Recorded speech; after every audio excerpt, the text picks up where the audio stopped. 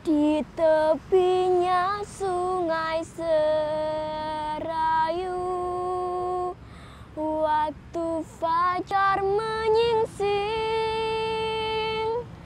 pelangi merona warnanya, nyiur melambai-lambai. Assalamualaikum warahmatullahi wabarakatuh. Teman-teman, lagu tadi menggambarkan tentang indahnya sebuah sungai di tempatku berasal. Ayo, siapa yang pernah ke Banyumas? Bagi teman-teman yang sudah pernah ke Banyumas, tentu tidak asing lagi dengan sungai ini. Sebuah sungai terlebar di Pulau Jawa. Tidak tanggung-tanggung, sungai ini melewati 5 kabupaten. Salah satunya adalah Kabupaten Banyumas. Iya teman-teman, inilah Sungai Serayu. Dan di balik nama Serayu tersimpan sebuah cerita yang sangat menarik. Cerita ini saya ambil dari buku yang berjudul Cerita Rakyat Jawa Tengah, Kabupaten Cilacap, yang ditulis oleh Eri Agus Kurnianto dan kawan-kawan. Diterbitkan oleh Balai Bahasa Jawa Tengah tahun 2017. Yuk teman-teman, kita simak bersama. Asal mula Sungai Serayu. Alkisah. Di Jawa Tengah terdapat sebuah sungai yang mengalir dari hulu Pegunungan Dieng hingga sampai ke Bedana Winong. Dahulu, sungai ini termasuk ke dalam kerajaan yang dipimpin oleh Prabu Dewanata. Prabu Dewanata ini teman-teman memiliki 5 orang putra yang sering disebut dengan Pandawa 5. Mereka adalah Puntadewa, Bima, Arjuna, Nakula, dan Sadewa. Meskipun kepribadian mereka berbeda, namun semuanya adalah kesatria yang berbudi. Nah teman-teman, suatu ketika para Pandawa diperintahkan oleh ayahandanya untuk membuat candi pemujaan di daerah Dieng. Dengan sigap mereka laksanakan. Siap ayahanda, titah ayahanda akan segera kami laksanakan. Kami berlima akan segera berangkat menuju Pegunungan Dieng. Mohon doa restu ayahanda. Baik putra-putraku. Selamat jalan. Berhati-hati. Dan ingat, tetap jaga tata krama dimanapun kalian berada. Mereka pun segera berangkat. Namun perjalanan tak semudah yang mereka bayangkan. Butuh perjuangan keras untuk sampai ke tujuan. Akhirnya mereka melewati sebuah desa yang sunyi dan mencekam. Bau anyir tercium di mana-mana. Para Pandawa merasa curiga karena semua rumah penduduk di sana tertutup rapat dan tak ada seorang pun yang berada di luar. Seketika perhatian mereka tertuju pada sebuah gubuk di ujung jalan yang pintunya sedikit terbuka. Merasa penasaran, mereka pun mendekatinya. Permisi Kisanak, Apakah ada orang di dalam? Berulang kali mereka mengucapkan salam. Tetapi tak ada seorang pun yang keluar dari gubuk itu. Hingga Bima tak sabar untuk segera memasuki gubuk itu. Spontan Yudhistira pun menegur. Tunggu Bima, tunggu. Jangan sembarangan masuk ke rumah orang. Itu tidak sopan. Tanpa diduga, muncullah seorang lelaki tua renta dari dalam rumah. Wahai Kisana, siapa kalian? Apakah kalian utusan Bakasura? Tenang, Kek. Tenang. Kami adalah para Pandawa, putra Prabu Dewa Nata. Tidak usah takut. Siapa Bakasura itu, Kek? Begini, anak muda. Bakasura adalah raksasa yang kejam dan tamak, penguasa hutan Kalimalang. Ia akan menghabisi kami. Kami tidak bisa lari karena Bakasura telah menanamkan pagar gaib pada desa ini. Wajah kesedihan terlihat dari raut muka kakek.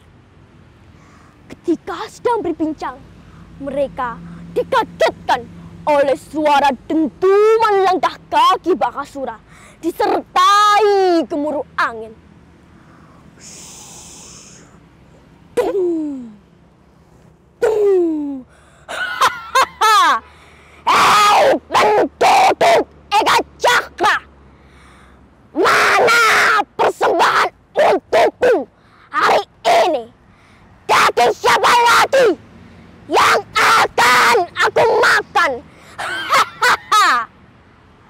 Dengan tegas Bima berkata, Bakasura, kalau kau mau memakan penduduk desa ini, hadapi aku dulu. Mendengar tantangan dari Bima, Bakasura murka. Siapa kau? Berani-beraninya menantangku. Bakasura berusaha memukul Bima. Dengan sikap, Bima mengayun-ngayunkan senjatanya ke tubuh Bakasura. Rasakan Bakasura! Ya! Kau tak pantas hidup di dunia ini. Ya! Gada Rucak Pala menghujani tubuh Bakasura. Aduh! Sakit! Mati aku! Mati aku! Ampun! Akhirnya, Bakasura pun tewas di tangan Bima. Warga riang gembira melihat kemenangan Bima. Begitulah teman-teman, yang namanya kebaikan pasti akan mengalahkan kejahatan. Kemudian, atas petunjuk dari warga desa, para Pandawa melanjutkan perjalanan hingga menemukan sebuah sungai yang lebar dan luas. Mereka pun menyusurinya. Ketika tiba di sebuah pemukiman yang dekat dengan sungai itu, para Pandawa beristirahat. Sayup-sayup Bima mendengar suara alunan merdu gadis yang sedang bernyanyi. Ia pun berusaha mencari sumber suara yang menggelitik pendengarannya hingga jauh meninggalkan keempat saudaranya. Ternyata teman-teman, suara itu berasal dari seorang gadis cantik yang konon bernama Dewi Drupadi. Ia bergembira berenang-renang sambil bernyanyi.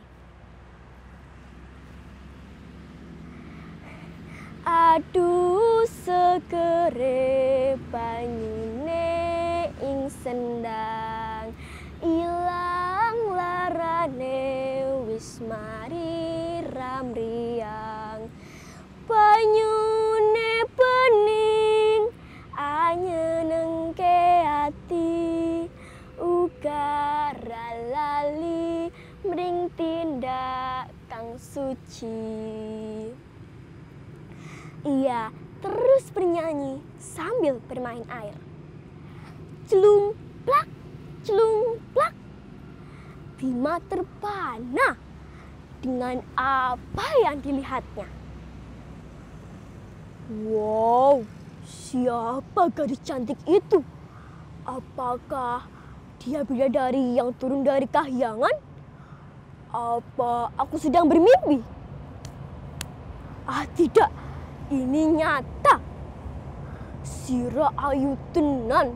Sira ayu. Sira ayu. Bima berulang kali mengucapkan kata itu, hingga Dewi Drupadi pun mendengarnya. Siapa di situ? Siapa di situ? Ia berenang menjauhi Bima yang mendekatinya. Wahai Kisanak, mengapa kau mendekatiku? Jangan coba-coba menggangguku. Pergi, pergi. Tenang, Adinda. Tenang. Perkenalkan, aku Bima. Tetapi gadis itu semakin takut. Ia berenang ke tengah sungai dan tolong, tolong aku, tolong, tolong aku.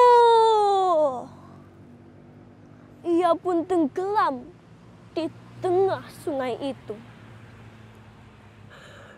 Duh, Gusti, aku telah membuat gadis itu takut padaku. Kini kembalikanlah dia kepadaku, Gusti. Sira ayu, sira ayu. Duh, gadis pujaanku, di mana kau berada? Ku selalu mencarimu, engkau di mana? Sira ayu. Bima terus menangis sambil mengucapkan kata Sira ayu. Sira ayu bermakna kamu cantik. Nah, semenjak itu teman-teman, sungai tempat bertemunya Bima dan Dewi Drupadi diberi nama oleh masyarakat sekitar dengan nama Sungai Serayu yang berasal dari kata sira ayu. Nah, demikian cerita tentang asal mula nama Sungai Serayu. Hikmah yang bisa kita ambil dari cerita ini adalah yang pertama, kita harus menolong siapapun yang membutuhkan. Lalu, jangan mudah berburuk sangka. Dan yang ketiga, jika memiliki niat yang baik seperti Bima, harus diwujudkan dengan cara yang baik pula. Sekian dari Noya, sampai jumpa. Wassalamualaikum warahmatullahi wabarakatuh.